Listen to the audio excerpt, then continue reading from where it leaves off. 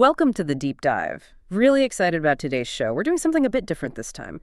Instead of the usual stack of research papers, we're focusing on just one source. It's a single, very personal story, but wow, it packs a punch. It's an account by Owen Brennan, and it's called Uncle Ned, Our Christmas Turkey. It's described as a true story, and honestly, it's just fantastic. We're going to unpack this tale of a family, a holiday, and, well, a very memorable turkey. Yeah, that's right. And our mission here, you could say, is to look beyond just the charming surface of this family story, because it really does raise some fascinating questions, doesn't it? About how we relate to animals, how tradition works, and how these unexpected connections just sort of happen. It's got some moments that are genuinely heartwarming, but also maybe a little challenging to think about. Definitely. Okay, let's dive in. The story starts about 5 weeks before Christmas. The narrator is around 8 years old at the time. They're visiting their granny and granda on their small hill farm. It's in a place called Meenaward, up in Inishowen. So Granny kept chickens and turkeys, like you do on a farm. And as they were leaving, she offers them a turkey for Christmas dinner, a gift. There's a bit of commotion catching it. Apparently the bird was a bit skittish, but they eventually grabbed the fattest one. Right, and here's the first thing that really jumps out, the practical detail. The story says nobody had a freezer in those days. Which is crucial, isn't it? It means you couldn't just, pop it in the boot ready for the oven. No, you had to take the live bird home and keep it alive right up until Christmas. That's a whole different relationship with your food source right there. Totally different. So picture this. They've got this presumably slightly ruffled turkey. They wrap it tightly in a blanket so it can't flap around, and they put it in the back of the car, behind the back seat. Just its head is sticking out. Apparently, after a while, it calmed down. The story even says it seemed to be enjoying the journey. I can just see its little head bobbing along. Okay, but the trip home wasn't all smooth sailing. This is where it gets interesting. They reached the customs post, Bridge End. The turkey's just kind of looking out the window, minding its own business, and the customs man leans in and asks Dad if they have anything to declare. And the dad completely innocently just says, no, nothing, just a turkey. Just a turkey. Ah. And well, that immediately causes a problem. The customs officer tells him straight up it was not permitted to take live birds over the border. And the reason, most likely, was concerned about spreading foul pest, avian diseases. Yeah. Health regulation. Yeah. So you've got this clash, right? The family's simple intention, a Christmas present from Granny, hits this wall of official rules. And the choices he gives them are just awful. Drive all the way back 15 miles to return the turkey. Or abandon it there at the border. Can you imagine? Or the customs guy suggests, kill it. Right there. Because a dead turkey was okay to bring across. What a situation to be in. And you can feel the tension just ratcheting up. The story says the turkey starts getting agitated again, probably picking up on the stress. And the kids in the car, they become almost as upset as the turkey. That empathy, it's right there from the start. Oh, absolutely. That bond is forming already, isn't it? But the way it gets resolved is, well, it's quite something. Dad asks the customs man, well, could you kill it? The customs man refuses point blank. Then Dad admits, look, I couldn't do it either. Nobody wants to do it. The reality of it is just too much. Exactly. So this customs man, maybe seeing the kids, the stressed turkey, the whole situation, he just gives in. He tells them basically, keep its head down for a few miles, drive on, and he'll pretend he hadn't seen any turkey. A little moment of, let's say, compassionate bureaucracy bending. It's great. It really is. So after that little drama, the rest of the drive home to Larney was fine, uneventful. They made it, turkey and all.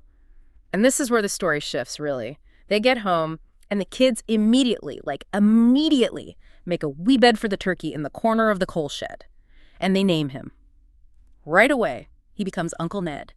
And that naming, it's so significant, isn't it? It's the moment it stops being the turkey and starts being Uncle Ned. He apparently settled in quickly. They fed him well, looked after him. And then they did something really telling. They made a lead for him in order to take him out walks for fresh air and to stop him running away. Taking the Christmas dinner for walks. Exactly. That action, taking him for walks like a dog, it completely reframes his existence within the family. He's not just livestock waiting in a shed anymore. And he developed a personality, too. The story says he became friendly, he'd look forward to their visits. He was apparently very popular with our cousins and neighboring children. You can just picture it. The kids bringing their friends around to see Uncle Ned. And he wasn't just friendly, he got protective. His Uncle Ned became very territorial and started chasing cats and things out of the garden. Guard turkey. Yeah, basically. Okay. He's acting like a proper member of the household, defending his patch. It shows how integrated he'd become. He wasn't just a turkey, he was their turkey. Okay, so the weeks pass. Uncle Ned's having his walks, chasing cats. But Christmas is getting closer. And eventually, the kids are told, it was time. The narrator describes them all going out to the shed to say goodbye. And this bit gets me. They believe there was even a wee tear in Uncle Ned's eye. Oh, that's tough. Huh. And it leads to this really pivotal moment for the dad. He goes out, presumably to, do the deed, but he comes back almost immediately. He says he didn't actually know how to kill a turkey, which might be true, but then he adds, besides, he didn't want to hurt the bird. Yeah. And that hits hard, doesn't it? It's that confrontation with the reality of where meat comes from, especially when you've formed a bond. That connection made it impossible for him. It really did. So they couldn't do it. What happens? They have to ask the neighbor. Billy, described as a man from the country, so presumably more accustomed to these things, he was asked to do the dastardly deed, as the story puts it. The task gets outsourced, basically. Yeah. Away from the family who had grown attached. Right. So fast forward, Christmas Eve night, the house smells amazing, the gorgeous smell of cooking. Christmas morning arrives, lots of exciting toys and gifts. The kids are busy. Then Mom calls them for Christmas dinner. The big moment. The table is absolutely loaded. You've got your roast potatoes, mashed potatoes, Brussels sprouts, carrots, peas, Yorkshire pudding, ham, stuffing, and there it is, turkey, sitting on the table. Yep. Everyone starts eating, passing dishes, complimenting the ham, the potatoes, but the narrator says they were all sort of glancing at each other's plates, and nobody seemed to be eating their turkey. You could just feel that awkward silence hanging over the turkey slices. Then one of the parents, maybe trying to break the tension, says, "Eat up your turkey."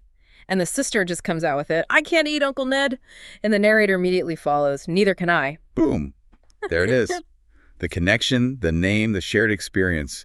It completely changed the nature of that food on the plate. It wasn't just turkey anymore. It was Uncle Ned. Yeah. And the story confirms, in fact, nobody ate Uncle Ned. Nobody. The bond was just too strong. They couldn't do it. It's such a powerful illustration of how empathy and personalization can override even ingrained traditions like Christmas dinner. So what happened to the cooked Uncle Ned? Well, we gave the other half of Uncle Ned to Billy the neighbor. The one who did the deed. And they said it was a very tasty, a slightly ironic end for Uncle Ned, maybe. So when you boil it all down, the story of Uncle Ned is really this incredible example of how just giving something a name, spending time with it, sharing experiences, it can completely transform how we perceive it. It turned an animal meant for the table into, well, family, making the original purpose just unthinkable. And the family definitely learned their lesson.